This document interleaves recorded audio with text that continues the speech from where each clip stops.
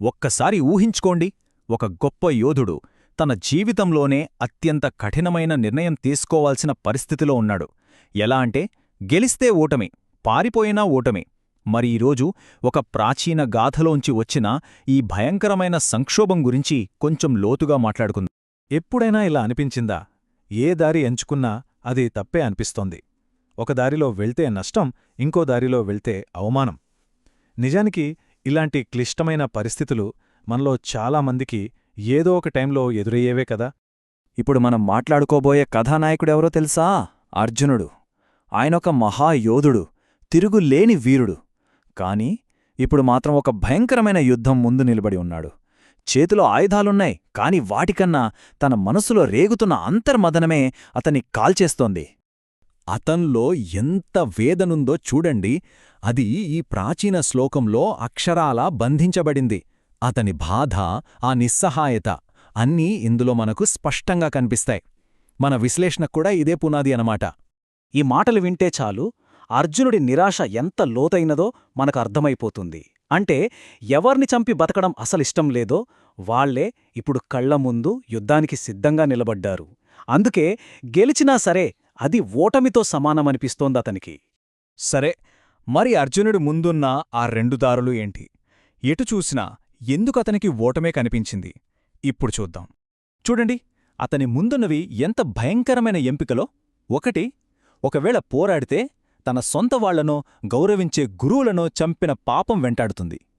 ఆ గెలుపు జీవితాంతం ఒక పశ్చాత్తాపాన్ని మిగులుస్తుంది. ఇక రెండోది, ఒకవేళ యుద్ధం నుంచి పారిపోతే ఒక యోధుడిగా తన ధర్మాన్ని వదిలేసినట్టే. అవమానంతో తలదించుకొని బతుకు కోసం భిక్షాటన చెయ్యాలి. అంటే రెండు దారులు నాశనానికే దారితీస్తున్నాయన్నమాట. మరి ఈ పరిస్థితిని చూస్తుంటే ఇదేదో భయంతో యుద్ధంలో నిలబడలేకపోయినా ఒక మామూలు సైనికుడి కథలా అనిపిస్తోందా? చాలామంది ఇలాగే అనుకుంటారు. కాని అసలు కథ ఇక్కడే మొదలవుతుంది. ఇక్కడే ఒక పెద్ద మలుపుంది. కాని ఈ నిరాశను మనం ఇంకో కోణంలో చూస్తే ఎలా ఉంటుంది? బహుశా దాని వెనక మనం ఊహించని ఒక లోతైన అర్థం దాగి ఉందేమో. ఏంటో చూద్దాం. ఆశ్చర్యంగా ఆ కాలంనాటి వ్యాఖ్యానాలు అర్జునుడి ఈ సంక్షోభాన్ని పూర్తిగా భిన్నంగా చూశాయి. వాళ్లు దీన్ని కేవలం ఒక బలహీనతగా చూడలేదు. దానికి బదులుగా ఒక ఉన్నతమైన స్థితికి ఇది ఒక సూచన అని వాళ్లు భావించారు. ప్రాచీన వ్యాఖ్యాతలు దీన్ని ఏమన్నారో తెలుసా? ఒక మహాత్ముడి సంక్షోభం అన్నారు. అంటే వాళ్ల దృష్టిలో ఇలాంటి తీవ్రమైన మానసిక సంఘర్షణ అనేది బలహీనత కానే కాదు. నిజానికి ఒక వ్యక్తిలో గొప్ప సుగుణాలున్నాయని, వాళ్లొక ఉన్నతమైన సత్యాన్ని స్వీకరించడానికి సిద్ధంగా ఉన్నారని చెప్పడానికి ఇదే నిదర్శనం. సరే, ఈ విశ్లేషణను ఇంకాస్త లోతుగా చూద్దాం. పాయింట్ నంబర్ 1, అతని దుఃఖం బలహీనత కాదు, అది వైరాగ్యం. రాజ్యం మీద అతనికి ఎలాంటి అత్యాశ లేదని ఇది క్లియర్గా చూపిస్తుంది. ఇక రెండోది, ఇది భయం కాదు, ఇంద్రియ నిగ్రహం. అంటే ఒక యోధుడికి సహజంగా ఉండే ఆ పోరాట పటిమను కూడా అతను అదుపులో ఉంచుకోగలిగాడు. ఇక మూడో చాలా ముఖ్యమైన పాయింట్, ఇది గందరగోళం కాదు, ఇది అర్హత. అవును, ఇంతటి తీవ్రమైన సందేహమే అతన్ని ఉన్నతమైన జ్ఞానాన్ని పొందేందుకు ఒక పర్ఫెక్ట్ స్టూడెంట్గా మార్చింది. ఇక చివరిగా అర్జునుడి ఈ సంక్షోభాన్ని మనం మానవ వ్యక్తిత్వం అనే ఒక పెద్ద కాన్సెప్ట్తో కనెక్ట్ చేసి చూద్దాం.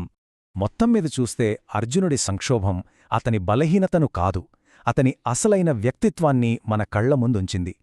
అతనిలో ఉన్న అపారమైన కర్తవ్య భావన, శత్రువుల పట్ల కూడా అతను చూపిన కరుణ, భౌతిక లాభం మీద ఏమాత్రం ఆసక్తి లేకపోవడం, ఇవన్నీ ఒక మహాత్ముడి లక్షణాలు కదా. చివరికేమైందంటే అతని నిరాశే అతని గొప్పతనానికే ఒక పెద్ద నిదర్శనంగా నిలిచింది. ఈ కథ మొత్తం విన్నాక మనకొక ప్రశ్న మిగిలిపోతుంది.